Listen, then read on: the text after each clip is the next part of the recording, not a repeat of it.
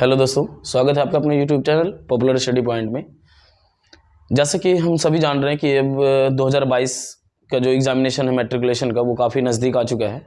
तो आज हम लोग बात करेंगे जितने भी प्रीवियस ईयर के क्वेश्चंस हैं। जैसे आज हम लोग सॉल्व करेंगे जितने भी 2021 में पूछे गए जितने भी प्रश्न हैं बिहार बोर्ड में, उन सारे प्रश्नों को हल करेंगे। और मैं आप लोग को एक बात बताना चाहूँगा कि यदि आप लोग क्वेश्चन बैंक को अच्छे से यदि सॉल्व कर लेते हैं तो एक भी क्वेश्चन उससे बाहर नहीं आता है। तो चलिए हम लोग बिना समय व्यर्थ किए सवाल को देखते हैं। और वीडियो लंबा होगा, लेकिन आप लोग उसे बिना स्किप किए पूरा का पूरा वीडियो देखें, ताकि आप लोगों का कोई भी मैथमेटिक्स का कोई भी शॉर्टकट ट्रिक छूटे नहीं। और मैं आपको एक बात बता दूं कि मैं सारे सवालों के लगभग मैं आप सभी को एक शॉर्ट प्रोसेस बताऊंगा और एक लॉन्ग प्रोसेस बताऊंगा, इसीलिए बिना वीडियो को स्किप किए आप वीडियो को अंत तक अवश्य देखें। चलिए तो पहले हम लोग बात करते हैं। लिखा हुआ है उस बिंदु का निर्देशांक ज्ञात करें जो बिंदु -1,7 और 4,3 को मिलाने वाले रेखाखंड को 2:3 के अनुपात में अंतर्विभाजित करता है। तो मैं सबसे पहले आपको एक छोटी सी बात और भी कहना चाहूँगा कि मैं जो यह वीडियो बना रहा हूँ, इसका केवल एक ही उद्देश्य यह है कि सभी बच्चे जो कमज़ोर से कमज़ोर बच्चे हैं, वे सारे के सारे इन सभी सवालों को समझ सके। तो मैं इसमें ऐसे भी फॉर्मूले यूज़ करूँगा जो कि मेरे खुद के द्वारा उसे याद करने के ट्रिक पे कैसे उसे याद रखा जाएगा, उसके लिए मैं इसे बनाया हूँ। तो आप लोग इसे केवल अच्छे से समझना है। और केवल इतना ही मैं कहूँगा कि आप जो भी सवाल को बनाते हो उसे केवल अच्छे से केवल घर पे बैठ के एक बार तो खुद से बनाकर रिवीजन अवश्य करें। चलिए तो अब हम लोग सवाल पे आते हैं। उस बिंदु का निर्देशांक ज्ञात करना है। क्या ज्ञात करना है? निर्देशांक ज्ञात करना है। तो निर्देशांक का फॉर्मूला होता है, समझना है, निर्देशांक का फॉर्मूला होता है, निर्देशांक मतलब x और y का वैल्यू निकालना है। तो निर्देशांक का फॉर्मूला होता है, मतलब x निकालने का फॉर्मूला होता है m2 x1 प्लस m2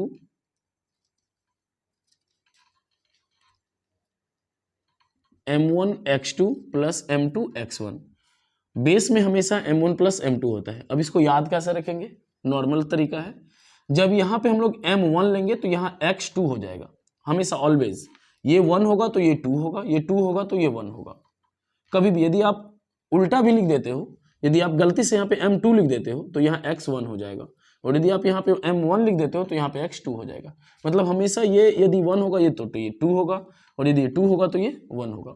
और बेस में हमेशा m1 प्लस m2 ही लिखेंगे ऑलवेज। सेम प्रोसेस y के लिए भी करेंगे।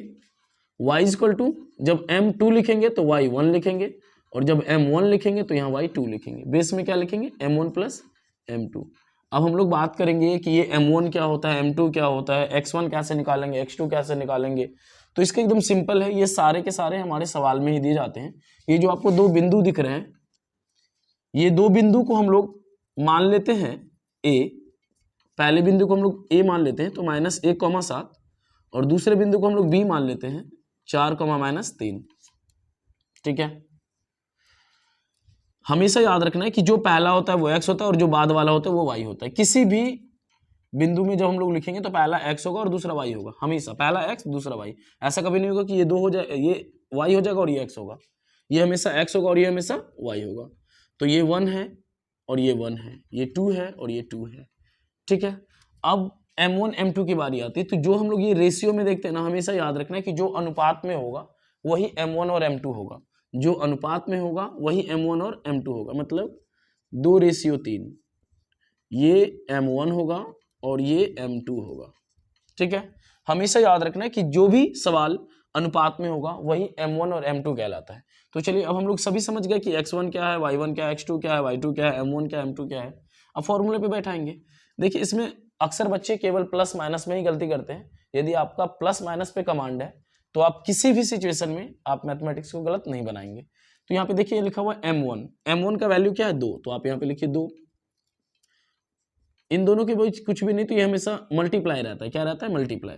x2 का वैल्यू कितना है? 4, प्लस m2 का वैल्यू कितना है? 3, x1 का वैल्यू कितना है? तो -1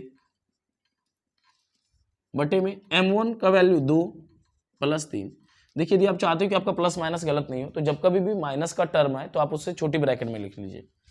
अब यहाँ पे देखिए, यहाँ पे हम लोग इस y को ना लिखे कॉमा दे देंगे। मतलब ये जो भी निकलेगा ये x का वैल्यू होगा और इधर जो भी निकलेगा वो y का वैल्यू होगा। तो यहाँ पे क्या दिख रहा है? m2 का वैल्यू क्या है? 3 है। y1 का वैल्यू क्या है 7 है, m1 का वैल्यू क्या है 2 है, y2 का वैल्यू क्या है -3 है। ठीक है,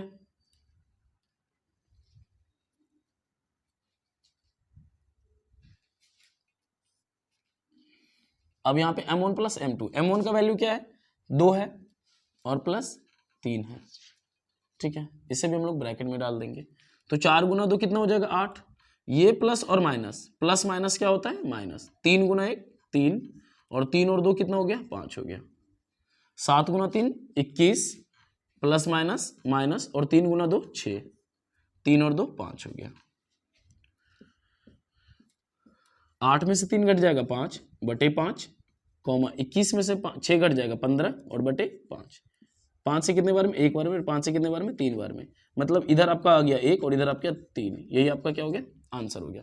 तो इस तरह से हम लोग देखेंगे कि कोई भी जो भी निर्देशांक वाला सवाल आपको पूछा जाएगा और जिसमें रेशियो रहेगा, तो आप अपने दिमाग में ये सेट कर लीजिए कि फॉर्मूला यही यूज होगा, और फॉर्मूला यूज करने का बिल्कुल सिंपल तरीका है, आप m1 दीजिए x2 दीजिए, ये यदि 1 होगा तो ये 2 होगा, यदि ये 2 होगा तो ये 1 होगा, ये हमेशा ऐसे ही होगा, कभी ऐसा नहीं होगा कि ये भी 1 और ये भी 1, ये कभी हो ही नहीं सकता है, और यदि ऐसा होता है तो आपको वो सवाल बिल्कुल गलत हो जाएगा। चलिए हम लोग दूसरे नंबर सवाल को देखेंगे।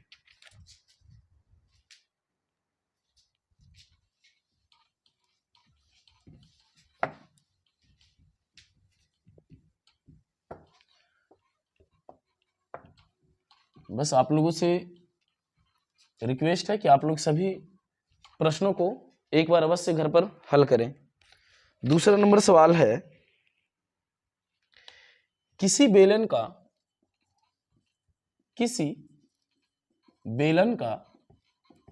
ये सारे के सारे सवाल 2021 में पूछे गए हैं। किसी बेलन का वक्र पृष्ठ क्षेत्रफल 1760 सेंटीमीटर स्क्वायर एवं इसके आधार की त्रिज्या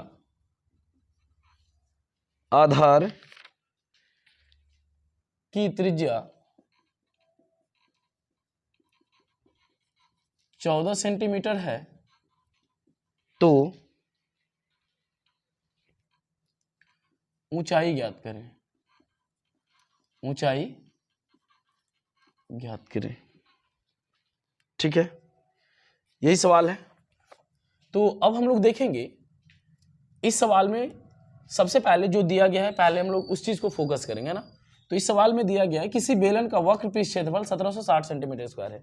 देखिए, यदि आप मैथमेटिक्स को चाहते हो कि आप उसको आसानी से बना सको, तो सबसे पहले आप उन सभी चीजों को लिखिए जो प्रश्न में दिए गए हैं, ताकि इससे आपका कोई भी सवाल को बनाने में किसी तरह की कोई परेशानी नहीं हो। तो सबसे पहले यहाँ पे लिखा हुआ है किसी बेलन का वक्र पृष्ठ क्षेत्रफल 1760 है, मतलब वक्र पृष्ठ क्षेत्रफल का वैल्यू दिया गया आपको 1760 सेंटीमीटर स्क्वायर।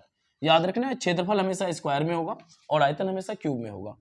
तो 1760 सेंटीमीटर स्क्वायर दिया गया है, और इसमें जो है त्रिज्या मतलब आर का वैल्यू, त्रिज्या जिसको हम लोग कहते हैं आर, उसका वैल्यू कितना दिया हुआ है 14 सेंटीमीटर।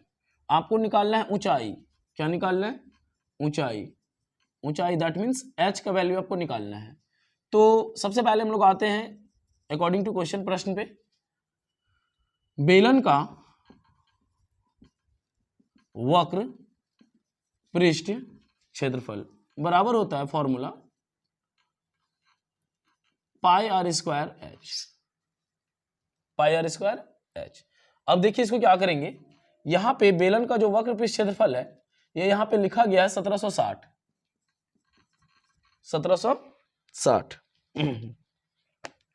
पाई का वैल्यू 22/7। यहां पे देखिए आर का वैल्यू दिया गया है ऑलरेडी 14, मतलब स्क्वायर का मतलब इसको 2 बार लिखने हैं, तो 14 गुने 14, और एच का वैल्यू हमको निकालना है, मतलब ऊंचाई ज्ञात करना था। तो देखिए हम लोग क्या करेंगे, एक तो तरीका है कि जब आप इस एच का वैल्यू रखेंगे तो ये नीचे वाला ऊपर हो जाएगा और ये सारे के सारे नीचे चले जाएंगे। लेकिन इसका एक आप लोगों को मैं एकदम बिल्कुल शॉर्टकट तरीका बताता हूँ कि इससे बनाते कैसे हैं। तो सबसे पहले आप इसे 7 से इसे डिवाइड कर दीजिए, 7 दूनी 14, ठीक है। आप इसे 22 से डिवाइड कीजिए, है ना। तो 22 से कैसे डिवाइड करेंगे, तो ये 22 से टोटल 8 बार में डिवाइड हो जाएगा। अब कैसे डिवाइड होगा वो भी समझ लीजिए। 22 को जब हम लोग 8 से गुना करेंगे, अब आप लोग के दिमाग में चल रहा होगा कि हम लोग कैसे जानेंगे कि 22 से डिवाइड हो ही जाएगा। तो आप एक काम और भी कर सकते हो, आप देखिए करेंगे क्या। सबसे पहले 22 से इसका ये पहला सिंगल डिजिट लेंगे। अब देखेंगे 2 से ये 6 कितने बार में कट जा रहा है, तो एक तो प्रोसेस है कि 3 बार में भी कट जाएगा, और एक है तो 8 बार में कट जाएगा। अब यदि हम लोग इसको 8 से गुना करके देखेंगे, हम ये लोग यदि 3 से गुना करेंगे तो जानेंगे 22 गुना 3 66 होता है। अब यदि हम लोग इसको 8 से गुना करेंगे तो 2 8 16 और 2 8 16 और 1 17, मतलब फाइनली ये कितने बार में कट जाएगा, 8 बार में, और ये 0 यहाँ पे आ जाएगा, ये हो गया 80। अब 2 से इसे डिवाइड करेंगे, कितना हो जाएगा, 40, है ना। अब क्या करेंगे, यहां बच गया 14, तो आप लोग इसे क्या करेंगे, h इक्वल टू 40/14 यहां आप लिख सकते हो। और यदि आप लोग को इसमें भी परेशानी हो रही है तो मैं आपको इसका सबसे आसान तरीका बता रहा हूं, देखिए।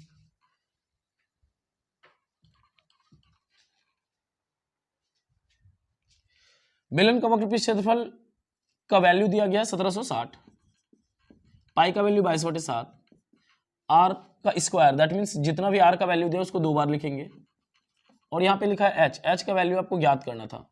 तो हम सभी जानते हैं कि जब हम लोग एच का वैल्यू लिखेंगे तो ये हो गया 1760, जो नीचे रहता है ना वो ऊपर चला जाता है, तो ये लिख दिए ऊपर 7, और जो ऊपर रहता है ना वो हमेशा बटे में आ जाता है। जब कभी भी हम लोग बराबर की साइड लाते हैं, गुना जब कभी भी रहता है बराबर की साइड आता है तो वो भाग हो जाता है, मतलब 22 गुना 14 और गुना 14, तो 7 से 14 कितने बार में, 2 बार में। 2 से पहले इसको डिवाइड करेंगे, 2 8 16, 2 8 16 और ये 0। अब इसे 22 से कटा देंगे, 22 चौके 88, ये 40। अब इसे 2 से कटाएंगे, 2 7 14 और 20 दूना 40, दैट मीन्स फाइनल जो h का वैल्यू आ गया, h का वैल्यू कितना आ गया, 20/7। h का वैल्यू ऊपर में बचा 20 और बटे में बच गया 7, यही हमारा क्या हो गया, h का वैल्यू हो गया, यही हमारा क्या हो गया, आंसर हो गया। ठीक है। तीसरा सवाल,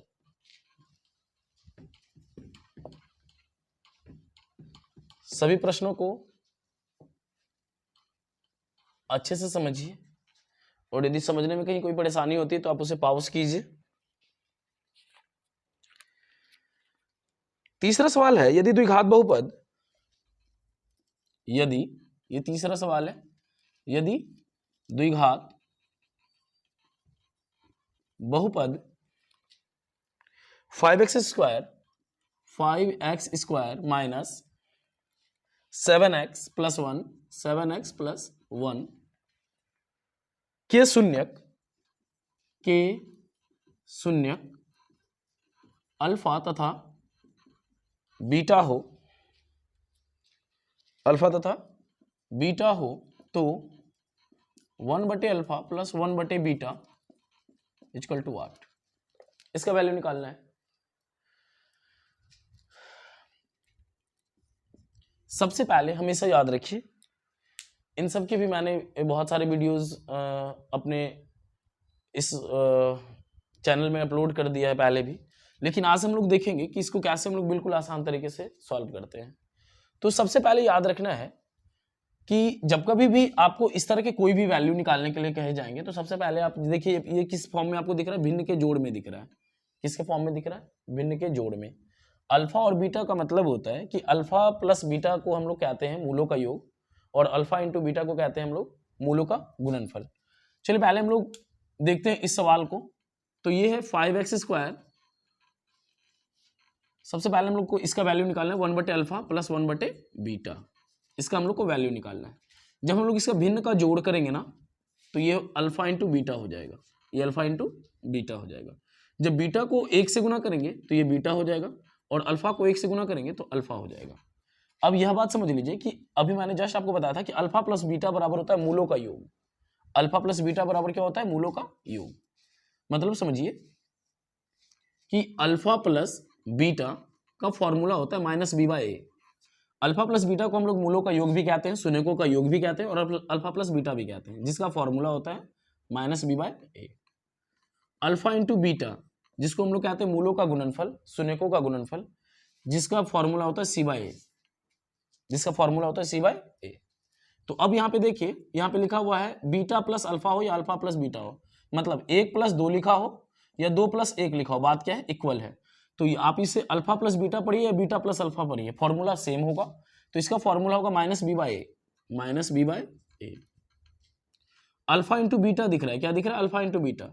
तो इसका फॉर्मूला होता है सी बटे ए। तो याद रखना, जब कभी भी आपको 4 टर्म आ जाए ना, 1 2 3 4, तो हम लोग क्या करते हैं, इसको बिल्कुल सिंपल है इसका तरीका, कि जब कभी भी ऐसा नहीं कि केवल इसमें कोई भी सवाल हो, जब आपके 4 टर्म लगातार कंटिन्यू आ जाए, तो ये 2 जैसे का वैसे कांस्टेंट होता है 1 बाई बी बटे ए मल्टीप्लाई, जो नीचे रहेगा ना वो ऊपर चला जाएगा और जो ऊपर रहेगा वो नीचे चला जाएगा। तो ये और ये कट गया, बच गया माइनस बी बटे सी। अब सबसे बड़ी समस्या है कि ये माइनस बी बटे सी तो आया, लेकिन हम लोग जानेंगे कैसे कि ए क्या होगा, बी क्या होगा, सी क्या होगा। ए बी सी का वैल्यू पता रहेगा तभी तो हम बी और सी का वैल्यू बैठाएंगे। तो चलिए अब इसी सवाल में ए बी सी के भी वैल्यू दिए गए हैं, देखिए कैसे।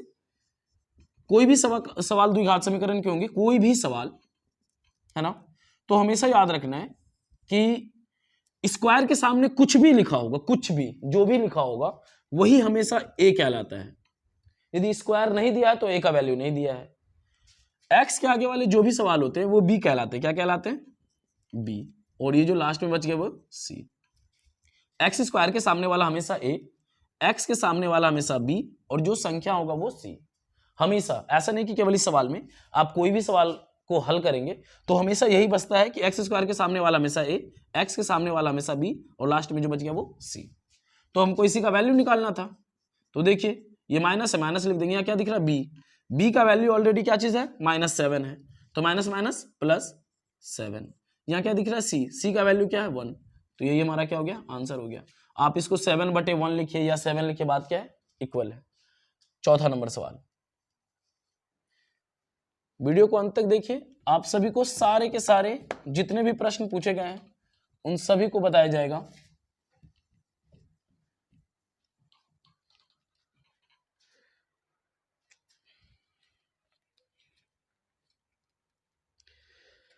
जीरो और 50 के बीच की विषम संख्याओं का योग ज्ञात करें। 0 और 50 के बीच विषम संख्याओं का योग ज्ञात करें। 0 और 50 के बीच। तो सबसे पहले मैं आपको बता दूं कि जितने भी संख्या दिए गए होते हैं ना, उन सभी में आधा सम संख्या होता है और आधा विषम संख्या होता है। यदि कोई आदमी आपको कह दे कि 0 से लेके 10 के बीच कितना सम और कितना विषम संख्या, तो बिल्कुल सिंपल जवाब है कि 5 सम संख्या होगा और 5 विषम संख्या होगा। तो यहां पे कहा जा रहा है 0 और 50 के बीच विषम संख्या का योग ज्ञात करना है, 0 और 50 के बीच। तो हम सभी जानते हैं कि पहला संख्या 1 होगा, 2 होगा, डॉट डॉट डॉट, अंतिम क्या होगा, 49 होगा। क्यों होगा 49? क्योंकि ये 50 सम संख्या है। तो अंतिम 50, इसका मतलब है कि 0 से छोटा नहीं होना चाहिए, 50 से बड़ा नहीं होना चाहिए। तो 0 से छोटा मतलब 0 से आगे 1 है, और 50 से कम 49 है। 51 नहीं ले सकते क्योंकि ये 51 50 से अधिक हो जाएगा। तो हमको इसका योग ज्ञात करना है। योग हमेशा बता दें कि ये जो सवाल है ये समांतर श्रेणी के चैप्टर दैट मीन्स 5.1 से लिया गया है। इसका मतलब है कि हमको योग ज्ञात करना मतलब SN का फॉर्मूला यूज करना है। समांतर श्रेणी में 2 ही फॉर्मूले होते हैं, एक AN और एक SN। तो समांतर श्रेणी का ये योग ज्ञात करना है। तो सबसे पहले हमको यह निकालना होगा कि इसमें n मतलब ये संख्या कितना है। तो अभी मैंने जस्ट आपको बताया कि जितने भी दिए गए संख्या होंगे उन सभी में आधा सम होता है और आधा विषम होता है। मतलब SN का फॉर्मूला यदि आप जानेंगे तो इसका फॉर्मूला तो n/2 2a + n-1 × d। ठीक है। अब आपके सामने सबसे बड़ी समस्या है कि n क्या है, a क्या है, d क्या है, ये सारे के सारे।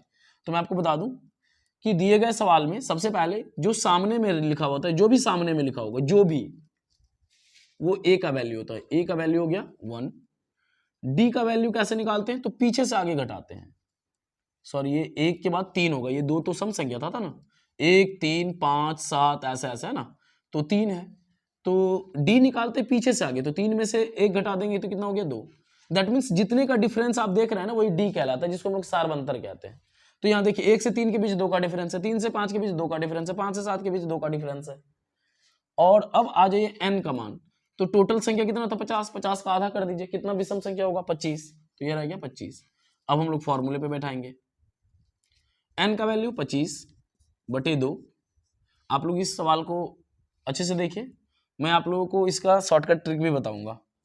ये 2 हो गया, a का वैल्यू कितना है 1, n का वैल्यू कितना है 25 माइनस 1, और d का वैल्यू कितना है 2।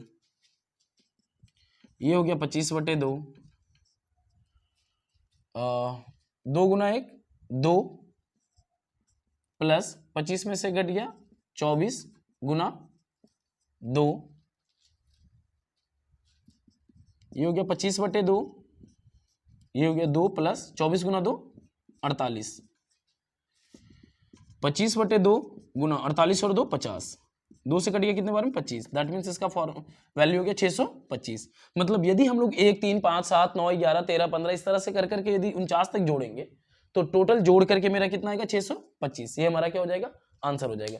चलिए हम लोग इसका शॉर्टकट ट्रिक देखते हैं।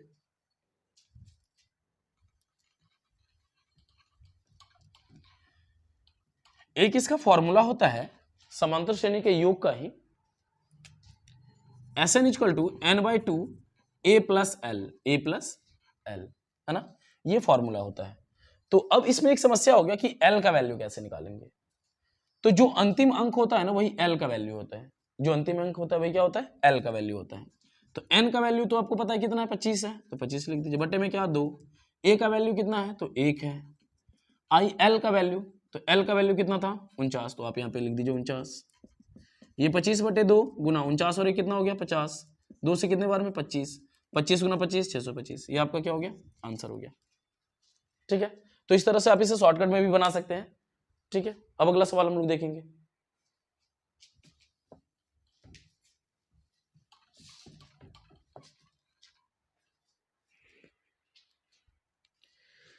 तीन नंबर के बाद 4 नंबर सवाल है, सॉरी ये तो चौथा नंबर सवाल था, 5वां नंबर सवाल।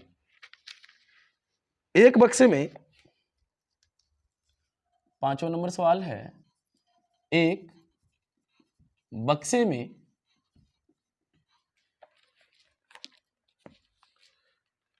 4 लाल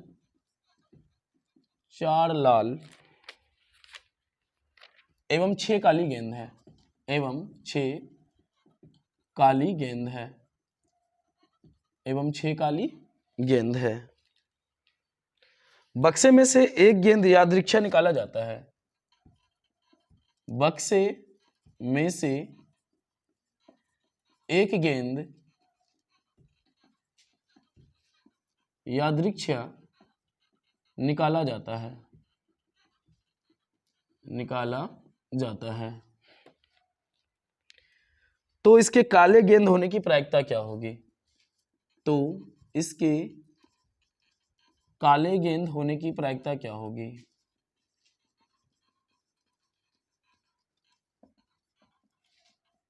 प्रायिकता क्या होगी,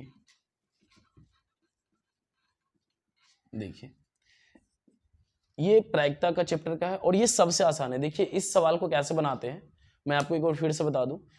प्रायिकता के चैप्टर को मैंने पूरा का पूरा सॉल्व किया है, यदि आपने उसे नहीं देखा है तो मैं उसके लिंक डिस्क्रिप्शन में डाल दूंगा, आप उसे अच्छे से समझ लीजिए। उसमें पूरे प्रायिकता के जितने भी चैप्टर के क्वेश्चंस हैं उन सभी को मैंने सॉल्व किया है।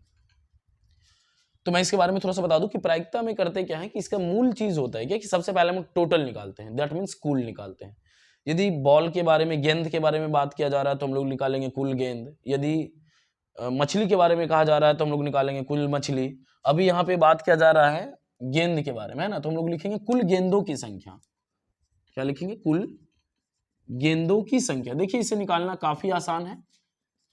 देखिए कैसे करते हैं हम लोग, कुल गेंदों की संख्या। तो सबसे पहले हम लोग देखेंगे कौन कौन से कलर की गेंद है। तो ये लाल कलर की गेंद है और काली कलर की गेंद है। लाल कलर की गेंद है और काली कलर की। लाल कलर की कितनी गेंद है 4 और काली कलर की कितनी गेंद है 6। प्लस कर देंगे तो 6 4 10, मतलब एक बक्से में टोटल कितने गेंद है 10 गेंद है, जिसमें 4 लाल है और काली 6 है। अब आपसे जो चीज का प्रायिकता निकाला जाता है ना, प्रायिकता का एक मूल चीज है क्या, सबसे पहले आप टोटल को बटे में लिख दीजिए। टोटल को कहां लिखेंगे, बटे में। तो इस सवाल में कहा जा रहा है काली गेंद होने की प्रायिकता, काले गेंद होने की प्रायिकता। काले गेंद होने की प्रायिकता,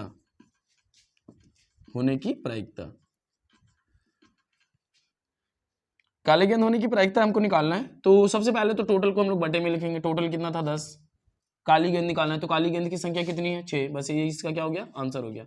यदि आप उसे डिवाइड करना चाहते हैं तो कर सकते हैं, 3 5, 3 दूना 6, 5 दूना 10, मतलब इसका फाइनल आंसर आप 3/5 भी लिख सकते हो और आप यहाँ भी लिख सकते हो, कोई गलती नहीं होगा। तो मतलब ये कि प्रायिकता देखिए, काली गेंद होने की प्रायिकता निकालना बिल्कुल सिंपल था। अब यदि इसी सवाल में क्या था लाल गेंद की प्रायिकता, तो ये बटे में 10 हमेशा फिक्स है, वो रहता ही रहता। लाल गेंद क्या था, तो लाल का संख्या कितना था 4, तो यहाँ लिख देते 4/10, इसका क्या हो जाता आंसर हो जाता। तो इस तरह से हम लोग प्रायिकता को सॉल्व करते हैं।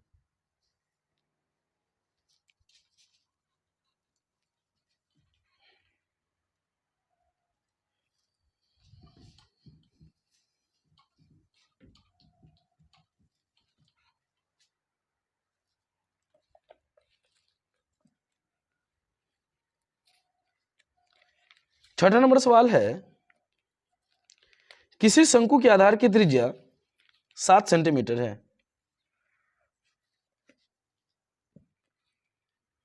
किसी शंकु के आधार की त्रिज्या 7 सेंटीमीटर है। किसी शंकु के आधार की त्रिज्या 7 सेंटीमीटर है, 7 सेंटीमीटर है एवं इसकी ऊंचाई 14 सेंटीमीटर है, तो इसका वक्र पृष्ठ क्षेत्रफल ज्ञात करें। वक्र पृष्ठ क्षेत्रफल ज्ञात करें। ये है छठा नंबर सवाल। तो सबसे पहले हम लोग देखेंगे कि इसमें दिया क्या क्या गया है। तो त्रिज्या दिया हुआ है, त्रिज्या मतलब आर का वैल्यू कितना है 7 सेंटीमीटर, ऊंचाई दैट मीन्स एच का वैल्यू 14 सेंटीमीटर। शंकु का जो वक्र पृष्ठ क्षेत्रफल होता है ना,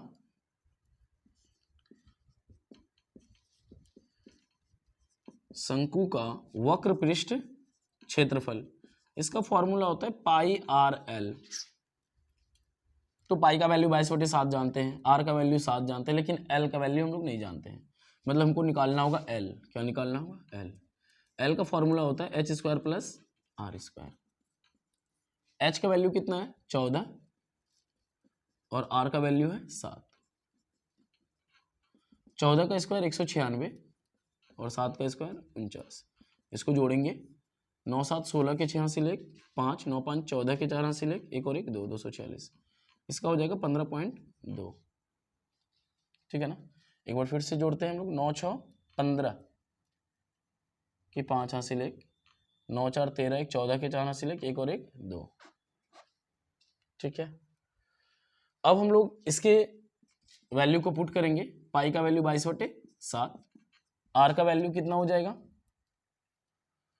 दिया गया है 7 और एल का वैल्यू 15.2।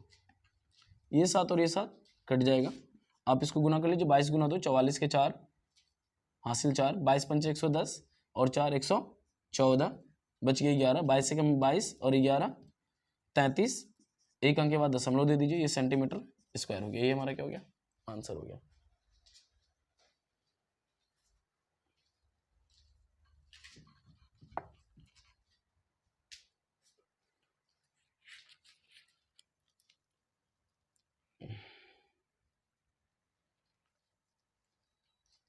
इसको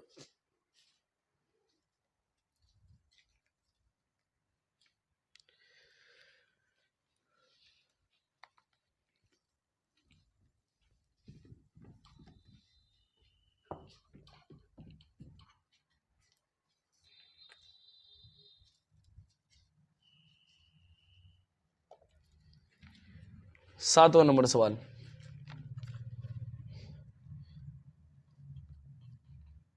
किसी एपी का 8वां पद, किसी एपी का 8वां पद 17 एवं 14वां पद 29 है, उस एपी का सार्वअंतर क्या होगा, सार्वअंतर क्या होगा।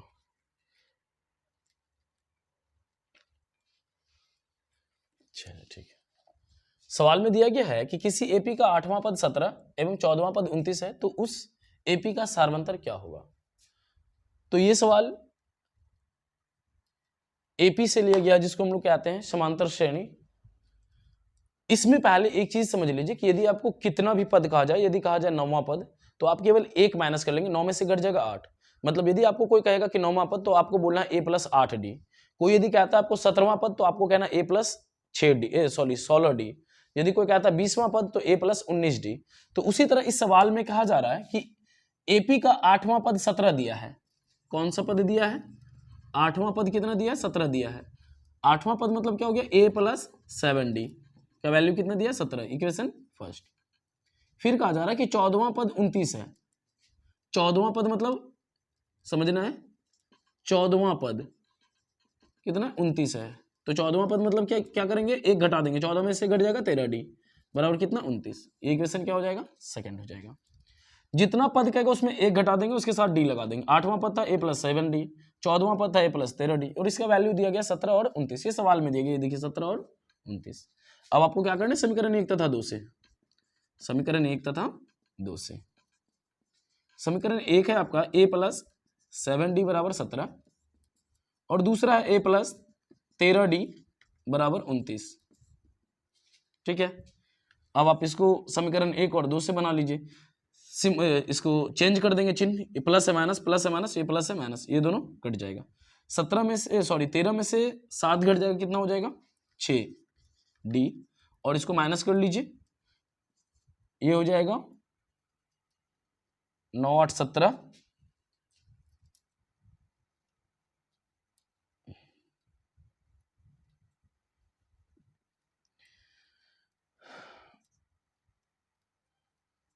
ये हो जाएगा 12। कितना हो जाएगा? 12। अब 6 से 12 कितने बार में? 2 बार में। दैट मीन्स डी का वैल्यू कितना हो गया? 2। आपको सार्वअंतर निकालना था। सार्वअंतर का मतलब ही होता है डी का वैल्यू। सार्वअंतर मतलब क्या होता है? डी का वैल्यू, है ना। तो डी का वैल्यू आपका कितना आ गया? लास्ट में 2 आ गया। ये आपका क्या हो गया? आंसर हो गया। ये था 7वां नंबर सवाल। देखिए क्वेश्चन बैंक क्यों रिवीजन करना चाहिए, मैं आपको सबसे पहले वो बताता हूँ। क्वेश्चन बैंक इसीलिए रिवीजन करना चाहिए क्योंकि हम लोग जब चैप्टर पढ़ते हैं तो उस समय एक्सरसाइज 1.1 1.2 इस तरह से पढ़ते हैं, लेकिन क्वेश्चन बैंक पढ़ने का यही फायदा है कि आपको सारे चैप्टर का आपको सवाल मिलेगा और आपके सारे चैप्टर के रिवीजन कंटिन्यू होते रहेंगे। इसीलिए मैं आप लोगों से रिक्वेस्ट करता हूं कि आप लोग सभी प्रीवियस ईयर के जितने भी क्वेश्चन सेट्स आते हैं उन सभी को अवश्य सॉल्व करें। अब है 8वां नंबर सवाल। यूक्लिड विभाजन एल्गोरिथम के प्रयोग से, यूक्लिड विभाजन एल्गोरिथम के प्रयोग से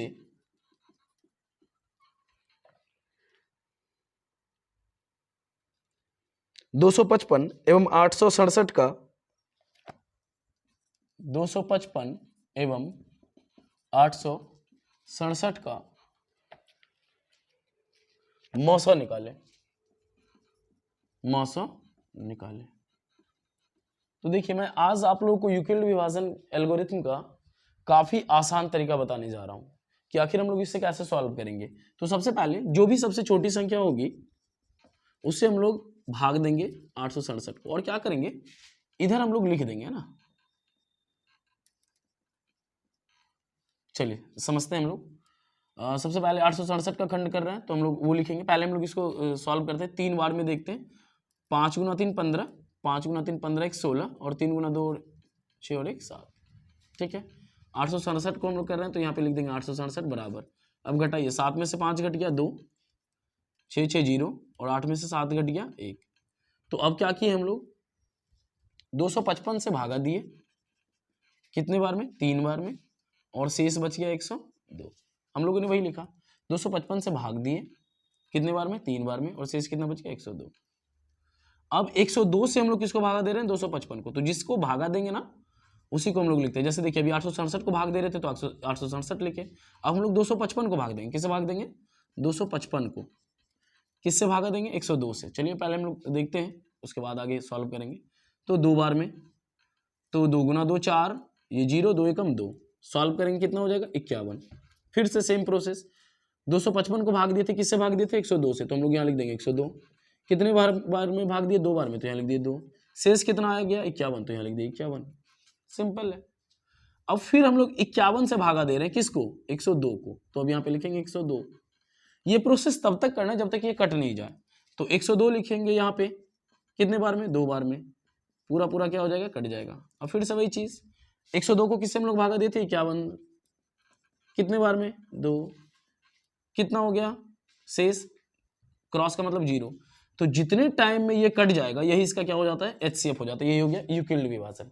मतलब करना क्या है कि आपको एकदम फैक्टराइजेशन करते रहना है, करते रहना है। इसका सिंपल प्रोसेस है। 867 को भाग दे रहे थे तो यहाँ लिख दिए, किससे भाग दे रहे थे, 255 से, तो यहाँ लिख दिए, कितने बार में भाग दिए, तो यहाँ लिख दिए, कितना शेष आया 102, तो यहाँ लिख दिए। अब हम लोग भागा किसको कर रहे हैं, तो 255 को भागा कर रहे हैं, तो 255 यहाँ लिख दिए। किससे भागा कर रहे हैं, 102 से, तो यहाँ लिख दिए। कितने बार में भागा कर रहे हैं, 2 से, तो यहाँ लिख दिए। कितना शेष आ गया, तो यहाँ पे लिख दिए। फिर अब 102 को भाग दे रहे हैं तो फिर 102 लिख दिए। किससे भागा दे रहे हैं, 51 से, तो 51 लिख दिए। कितने बार में भागा लगा, 2 बार में, क्रॉस का मतलब 0, ये 0 आ गया। इसी को हम लोग कहते हैं यूक्लिड विभाजन। आज आप लोगों को सारे के सारे चैप्टर से सारे प्रश्न टच हो जाएंगे। आप लोग केवल ध्यान से इसे देखिए। देखिए प्रीवियस ईयर से ही मिलता जुलता सवाल होता है, इसीलिए आप लोग इसे पूरी तरह से समझे। अगला सवाल है, 2 संख्याओं का योगफल 50 है। 2, इसके मैं आपको शॉर्टकट ट्रिक भी बताऊंगा। यदि ये ऑब्जेक्टिव में दे दे तो आप इसे कैसे सॉल्व करेंगे। 2 संख्याओं का योगफल 50 है, 2 संख्याओं का योगफल 50 है, एवं उसमें से एक संख्या, एवं उसमें से एक संख्या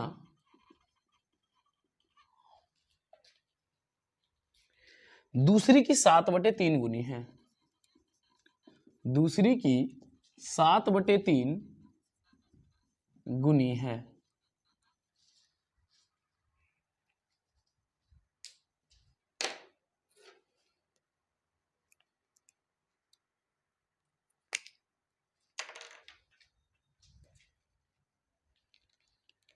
तो संख्याएं निकालें, तो संख्याएं निकालें। संख्या ज्ञात करना है, ठीक है। अभी मैं जब लॉन्ग प्रोसेस बता रहा हूं तो ये थोड़ा लंबा होगा, तो आप लोग घबराएंगे नहीं। फिर मैं इसके बाद इसका शॉर्ट ट्रिक भी बताऊंगा। चूंकि शॉर्ट ट्रिक इसीलिए बताऊंगा क्योंकि यदि यह सवाल ऑब्जेक्टिव में दिया रहेगा तो हम लोग उसको ऐसे सॉल्व करेंगे, और यदि यह सब्जेक्टिव में यदि 3 नंबर या 5 नंबर का देगा तो हम लोग इसे लॉन्ग प्रोसेस से ही सॉल्व करेंगे। तो इसमें 2 संख्या के बारे में बात किया जा रहा है। देखिए 2 संख्याओं का योगफल दिया है, योगफल मतलब योग दिया हुआ है, मतलब जोड़ दिया है। तो 2 संख्या है तो हम लोग मानेंगे कि माना कि पहली संख्या x है, माना कि पहली संख्या क्या है, x है। देखिए दूसरी संख्या में कहा जा रहा है एवं उसमें से एक संख्या दूसरी संख्या की 7/3 गुनी है। कौन सी संख्या की, दूसरी संख्या की। तो आप लोग क्या करेंगे, इसको दूसरी संख्या मान लीजिए। क्या मानेंगे, दूसरी संख्या।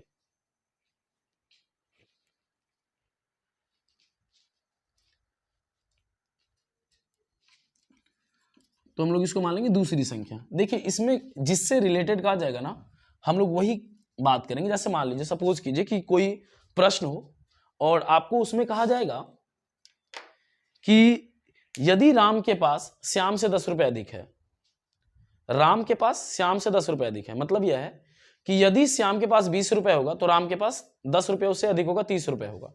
तो इस सवाल में भी वही कहा जा रहा है कि एक संख्या दूसरी की 7/3 गुनी है ना, तो दूसरी संख्या को हम लोग क्या मान लिए, x। अब पहली संख्या क्या हो जाएगी वो समझिए। पहली संख्या, अब देखिए एक संख्या दूसरी की, तो दूसरी क्या है, x है, 7/3 गुनी है, तो गुना कर दिए किससे, 7/3 से। तो इसको जब सॉल्व करेंगे तो 7 को x से गुना करेंगे, 7x बाई क्या 3 हो गया। ठीक है, अब इस सवाल में कहा जा रहा है कि दो संख्याओं का योगफल 50 है, इसको और इसको जोड़ेंगे तो कितना हो जाएगा 50 हो जाएगा, मतलब x और 7x बाई 3 इन दोनों को क्या करेंगे जोड़ेंगे तो कितना हो जाएगा 50 हो जाएगा। देखिए पहली संख्या ये है, दूसरी संख्या ये है, इन दोनों का योग, योग मतलब प्लस कितना है 50 है, इन दोनों का एलसीएम लेंगे, 3 और 1 का एलसीएम 3, 3 गुना x 3x, 7 एकम 7 बराबर कितना 50। 7 और 3 को जोड़ेंगे 7x और 3x को तो ये हो जाएगा 10x, कितना हो जाएगा 10x बटे क्या 3 और बराबर क्या 50, 7 3 10x बटे 3 बराबर 50। ये 0 और ये 0 कट गया, इसके बेस में कुछ भी नहीं तो होता क्या है 1 है। अब x को 1 से गुना करेंगे x और 5 को 3 से गुना करेंगे 15, ये x का वैल्यू आया, किसका वैल्यू मतलब दूसरी संख्या का, किसका आ गया दूसरी संख्या का। अब पहली संख्या का निकालना है, कौन सी संख्या का पहली संख्या का, तो पहली संख्या क्या था 7x by 3, 7x by 3 that means ये 7 हो गया, ये क्या हो गया 7, x का वैल्यू कितना 15 और बटे क्या 3, मतलब 3 से 15 को 5, 7 गुना 5 35, मतलब दूसरी संख्या 35 और पहली संख्या 15। अब हम लोग बात करते हैं कि यदि इसे ऑब्जेक्टिव में दिया जाए तो कैसे बनाएंगे।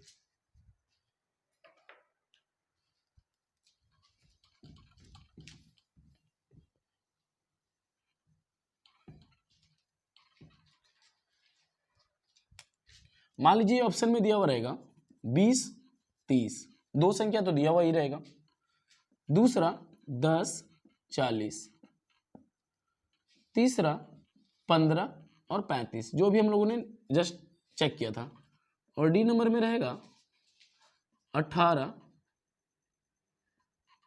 और 32। अब सामने में हम लोग देखेंगे कि इसे सॉल्व कैसे करना है ऑब्जेक्टिव में। अब हम लोग देखेंगे कि इसको शॉर्टकट में कैसे निकालेंगे, बिल्कुल एकदम सिंपल तरीका है। देखिए दो संख्याओं का योगफल 50 है, अब यदि हम लोग देखेंगे तो इन दोनों संख्या को जोड़ेंगे तो 50 हो जाएगा, इसको भी जोड़ेंगे 50 हो जाएगा। तो आप लोग ऐसा नहीं कि जल्दबाजी में 20 और 30 जोड़ेंगे 50 हो जाएगा तो ये टिक कर देंगे, ऐसा बिल्कुल भी नहीं। इसमें कंडीशन भी दिया हुआ है कि एवं उसमें से एक संख्या दूसरी की 7/3 गुनी है, दूसरी की कितनी गुनी है 7/3 गुनी है। तो देखिए दूसरी संख्या क्या है 30, इसका जब हम लोग 7/3 करेंगे, क्या करेंगे 7/3, तो ये पहला वाला आ जाना चाहिए, क्या आ जाना चाहिए पहला वाला आ जाना चाहिए। 3 से कटाएंगे 10, तो 7 गुना 3 कितना आ गया 21, यहाँ क्या है 20, तो ये क्रॉस कर दीजिए। 40 है गुना 7/3, ये तो कटेगा ही नहीं, तो ये ऐसे ही गलत हो गया। अब इसको देख लीजिए 35 गुना 7/3, ठीक है ये था ना 7/3, 3 से इसको गुना सॉरी यहाँ 15 है, तो 35 का 7/3, 7/3, 3 × 5 = 15 और 7 गुना 5 कितना हो गया 35, ये क्या हो गया इसका आंसर हो गया।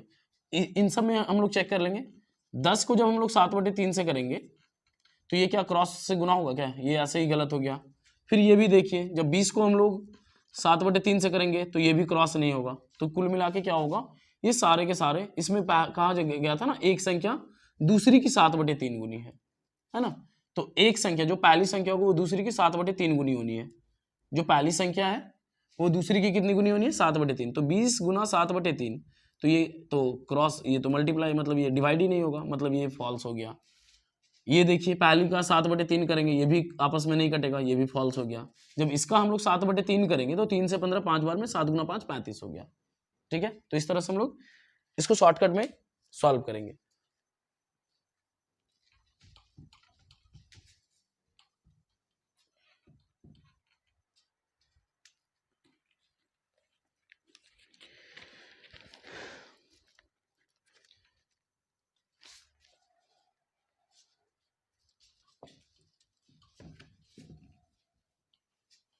चूँकि अभी YouTube पे नया नया वीडियो अपलोड कर रहा हूँ, तो किसी भी तरह की यदि कोई गलती हो तो प्लीज़ उसे आप लोग इग्नोर करेंगे।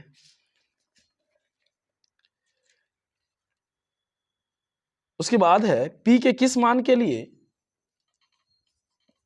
p के किस मान के लिए, किस मान के लिए द्विघात समीकरण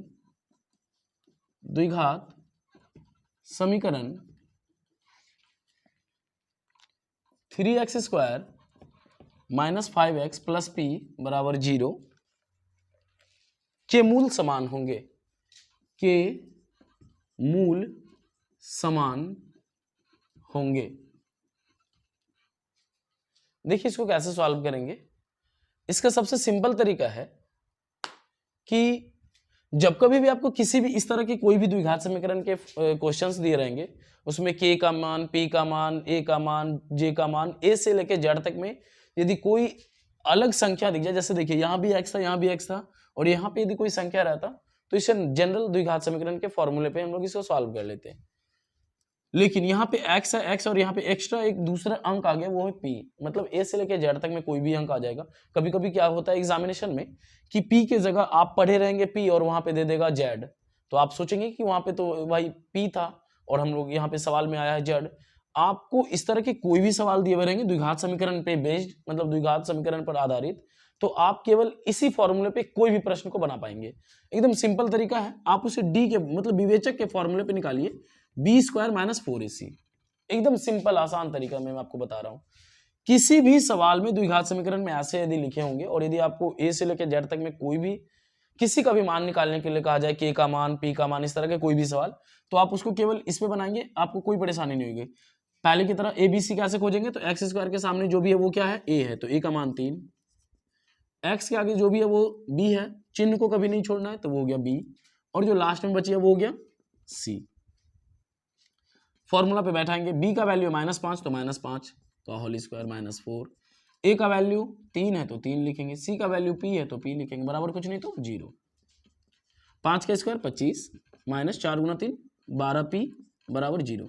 5 का स्क्वायर 25। अब आप लोग के मन में कंफ्यूजन होगा, हम इसे याद रखना है, जब कभी भी किसी भी संख्या पे पावर जोड़ा हो, पावर जोड़ा का मतलब है यदि घात, इसको हम लोग पावर या घात कहते हैं, यदि यह जोड़ा में रहे तो उसमें माइनस लगा हो या ना लगा हो, उसका आंसर हमेशा प्लस में होगा, और यदि बेजोड़ा हो तो उसका आंसर हमेशा माइनस होगा। फॉर एग्जांपल यदि -5 का स्क्वायर है तो ये पावर जोड़ा है, मतलब इसका वैल्यू 25 होगा, लेकिन वही यदि -5 पे पावर 3 दे देंगे तो ये 3 बेजोड़ा है तो इसका हमेशा माइनस में होगा, फिर 4 दे देंगे प्लस में होगा, 5 दे देंगे माइनस में होगा, इस तरह से। तो 5 का स्क्वायर 25, ये -4 गुना 3 12, और ये p बराबर क्या 0। 25 हम सभी जानते हैं कि किसी भी माइनस के टर्म को बराबर की उस साइड लेके जाते हैं तो प्लस हो जाता है, मतलब ये 12p। जब p का वैल्यू लेंगे तो ये 25, ये वाला जो गुना वाला हिस्सा है ये कहाँ जाएगा, बटे में, ये 12 हो जाएगा, मतलब 25/12, ये क्या हो गया, p का वैल्यू हो गया। इस तरह से आप k p कोई भी सवाल रहे आप विवेचक पे बैठा के उसे बना पाएंगे।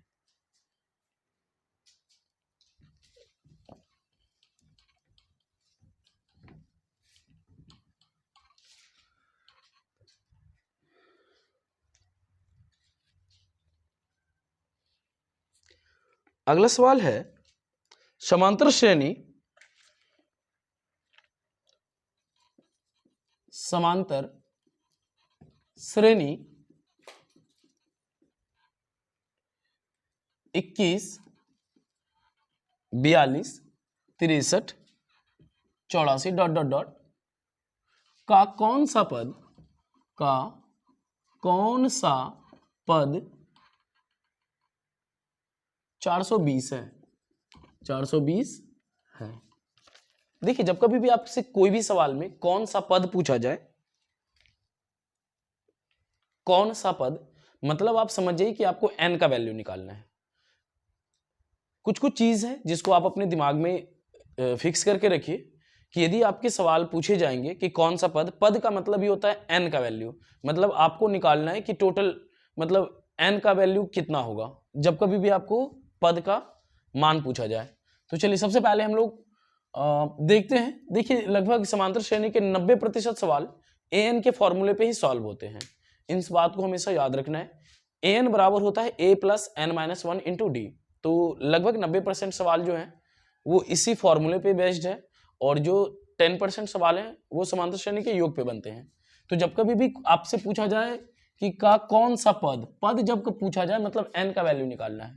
n का वैल्यू मतलब सवाल इसी पे बनेगा an बराबर a plus n minus one into D. तो a का वैल्यू क्या है, जो भी सामने में रहता है हमेशा याद रखना, एपी का जब कभी भी आप कोई भी सवाल बना रहे हो तो जो सामने में रहेगा वही हमेशा a का वैल्यू होगा। तो a का वैल्यू 21, डी का वैल्यू पीछे से आगे माइनस करना, 42 माइनस 21 कितना हो जाएगा 21। सिंपल है, आप ऐसे भी देख सकते हो 21 में 21 जोड़ेंगे 42, 42 में 21 जोड़ेंगे 63, 21 जोड़ेंगे 84, तो जितना डिफरेंस होता है ना वही डी कहलाता है, दैट मीन्स सार्वंतर। और ये जो लास्ट में जो संख्या दिया होता है ना ये हमेशा an होता है, क्या होता है ये an होता है। लेकिन एक बात याद रखना है, यदि उसके लास्ट में वापद लिखा हो, क्या लिखा हो वापद, तो वो n का वैल्यू होता है। n का वैल्यू वो कब होता है, जब कभी भी किसी संख्या के बाद वापद लगा हो। लेकिन क्या इस संख्या के बाद वापद लगा है, नहीं लगा है, तो ये an का वैल्यू है। तो an का वैल्यू हो गया 420, a का वैल्यू हो गया 21, n का वैल्यू ज्ञात करना है और d का वैल्यू हो गया 21। तो ये 420 में ये प्लस इधर आके माइनस हो जाएगा 21 बराबर n माइनस वन और गुना 21। इसको माइनस करेंगे 10 में घट गया 9, ये बच गया 1, 9 2 11 और ये बच जाएगा 3, n माइनस वन गुना 21। ठीक है, 21 से इसे डिवाइड करेंगे, 21 एकम 21, ये बच गया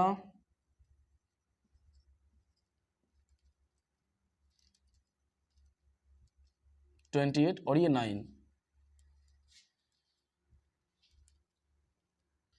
21 से कम 21, यहां से इस बच गया 18 और ये 9, 21 से 9 बार में ये डिवाइड हो जाएगा मतलब 19 है ना, 19 बराबर n माइनस वन। जब हम लोग n का वैल्यू लेंगे मतलब ये 21 से डिवाइड हो जाएगा 399 कितने बार में, 19 बार में। तो इधर हो गया 19 और इधर हो गया n माइनस वन। जब ये माइनस इधर आके हो जाएगा तो ये क्या हो जाएगा 19 प्लस 1, मतलब n का वैल्यू क्या हो गया 20। ये हमारा क्या हो गया n का मान हो गया। मतलब कौन सा पद 420 होगा, तो n का मान 20 होगा है ना। जब कभी भी अब यदि आप इसको चेक करना चाहेंगे तो कुछ भी नहीं है, आप n के जगह 20 को बैठाइए और इस सब इधर के फॉर्मे को जब आप सॉल्व करेंगे ना तो ये 420 आ जाएगा है ना। देखिए मैं आप लोग को प्रूफ करके दिखाता हूं। an बराबर a plus n minus one into D. मान लीजिए कि अभी आप an का मान नहीं जानते हो, देखिए ना अभी जब आप लोग यहाँ पे n का मान 20 बैठाओगे ना तो ऑटोमेटिक ये 420 आ जाएगा। चलिए हम लोग थोड़ा सा 1 मिनट सॉल्व करते हैं। n का वैल्यू 21 प्लस n का मान 20 माइनस 1 और d का वैल्यू 21, ये हो गया 21 प्लस 20 में से घट गया 19, 19 गुना 21, अब ये हो गया 21 प्लस 19 एकम 19 के 9 हासिल 1, 19 दूना 38 और 1 39। अब आप इसको जोड़िए, 9 1 10 के 0 हासिल 1, 10 2 12 के 2 हासिल 1, 3 और 1 4, देखिए सेम चीज आया ना 420। तो इस तरह से हम लोग जब कभी भी कोई भी सवाल दिया जाए पद निकालने के लिए मतलब हमको n का वैल्यू निकालना है।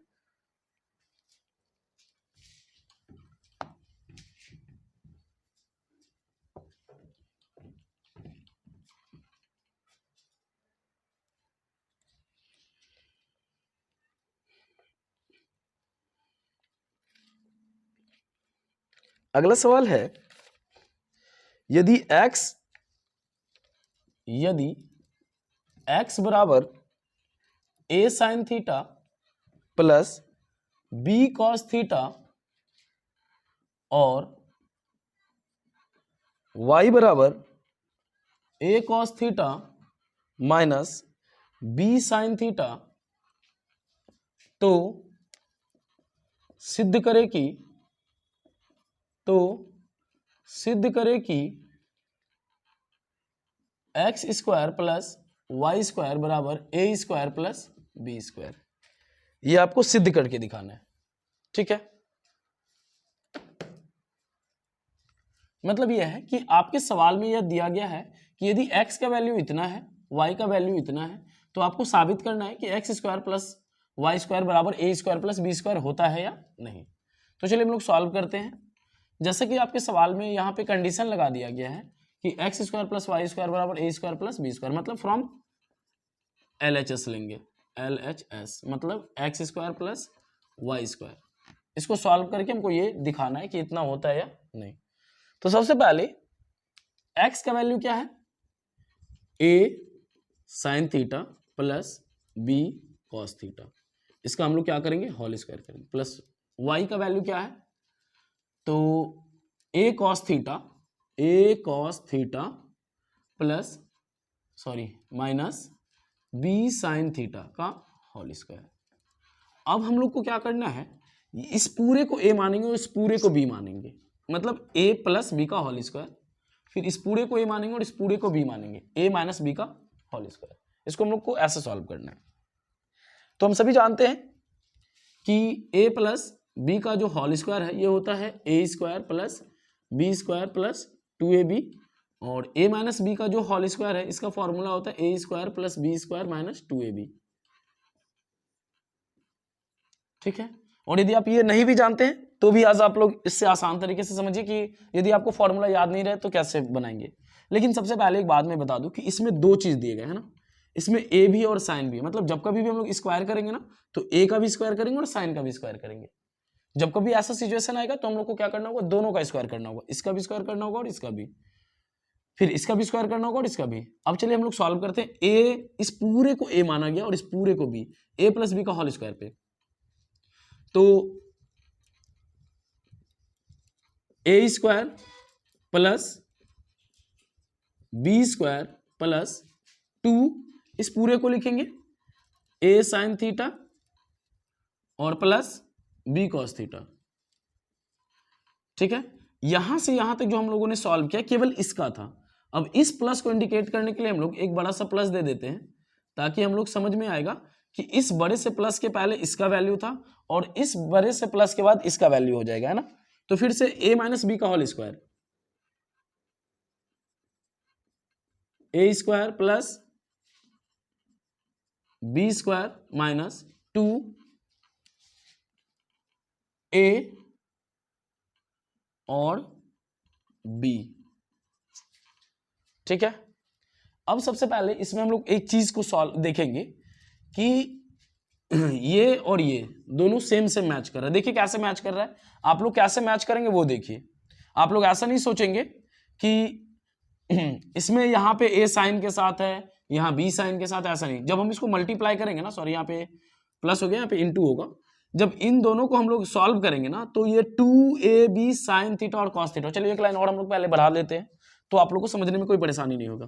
तो जब हम लोग इसका स्क्वायर करेंगे तो a का भी स्क्वायर करेंगे, ये हो जाएगा a स्क्वायर, और इसका भी स्क्वायर करेंगे तो ये हो जाएगा इस पूरे का सॉल्यूशन, इसका स्क्वायर इसका स्क्वायर, प्लस इस पूरे का करेंगे तो b स्क्वायर और कॉस स्क्वायर थीटा प्लस। अब आइए यहाँ पे ये दो हो गया, a और b को गुना कीजिए, ए बी साइन थीटा और cos theta, a b sine theta into cos theta, फिर प्लस कीजिए, इसका अब करेंगे तो a का स्क्वायर और ये कॉस का स्क्वायर प्लस b का स्क्वायर और ये साइन का स्क्वायर माइनस।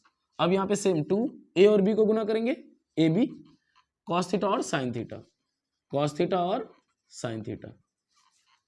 ठीक है, अब यहाँ पे एक प्लस है और यहाँ पे क्या है, माइनस है, ये क्रॉस हो गया। अब हम लोग क्या करेंगे, ए स्क्वायर वाले को ए स्क्वायर के पास रखेंगे और बी स्क्वायर वाले को बी स्क्वायर के पास रखेंगे। तो ए स्क्वायर वाला कौन है, a square sine square theta plus, फिर यहाँ देखिए ये ए स्क्वायर वाला है, तो यहाँ पे देखिए ये ए स्क्वायर वाला को लिख दिए और यहाँ भी ए स्क्वायर वाला है, तो a square cos square theta. अब बी स्क्वायर वाले को लेते हैं तो ये हो गया b square cos square theta और ये हो गया b square sine square theta. दोनों में अब क्या कॉमन दिख रहा है, ए स्क्वायर दिख रहा है, तो ए स्क्वायर को कॉमन ले लीजिए तो क्या बच गया, sine square theta plus cos square theta. इसमें बी स्क्वायर को कॉमन ले लीजिए तो बी स्क्वायर कट जाएगा, cos square theta plus b square तो कट ही जाएगा, बचेगा क्या, साइन स्क्वायर थीटा। ये हो गया ए स्क्वायर। हम सभी जानते हैं कि sine square theta plus cos square theta equal to 1 होता है। ये बी स्क्वायर हो गया और इस पूरे का वैल्यू क्या होता है, 1 होता है। तो कुल मिला के ये साबित हो गया कि ए स्क्वायर गुना एक ए स्क्वायर प्लस बी स्क्वायर गुना एक बी स्क्वायर। यही हम लोग को क्या करना था, प्रूफ करना था। ये देखिए, तो यही हम लोग का क्या हो जाएगा, यहाँ पे प्रूव्ड हो जाएगा।